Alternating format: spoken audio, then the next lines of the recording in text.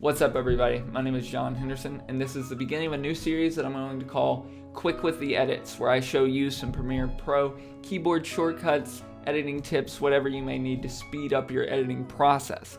Now, the first thing we're going to look at is a quick keyboard shortcut that has saved me so much time in Premiere, and I'm sure it will save you a ton of time as well. So let's hop right into it. Okay guys, so now that you've opened up Premiere Pro, you have this beautiful, wonderful looking program opened. We're gonna go up here, we're gonna go to Edit, we're gonna go all the way down here to Preferences, and we're going to go to Timeline. And once that pulls up, we're going to go up here where it says Audio Transition Default Duration, and it will be set to 1 second, but we're going to go over here, we're gonna click this drop down, we're gonna switch it to frames, we're gonna take the frames from 30 to 5, and we're gonna click OK. Now what this does is you'll notice here I have a lot of cuts and things throughout this timeline. Actually, let me go over here.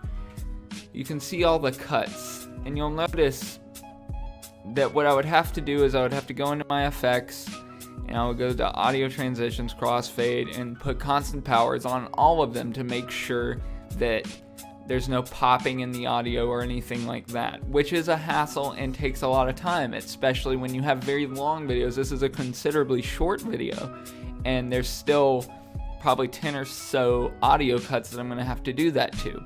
Well, if you go in and do what we just did, what I can do is select them all, Control Shift D. And what that does is that puts an audio transition on every single clip that I have selected.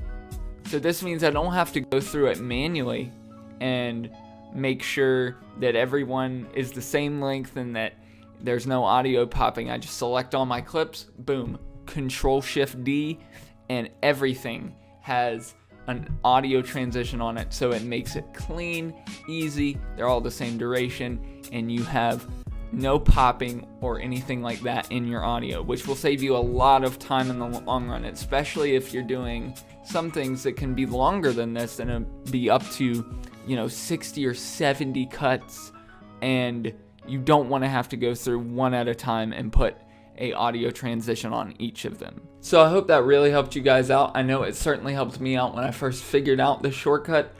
It's just a huge time saver, and it is amazing, and I use it all the time. So until next week, I'll see you later.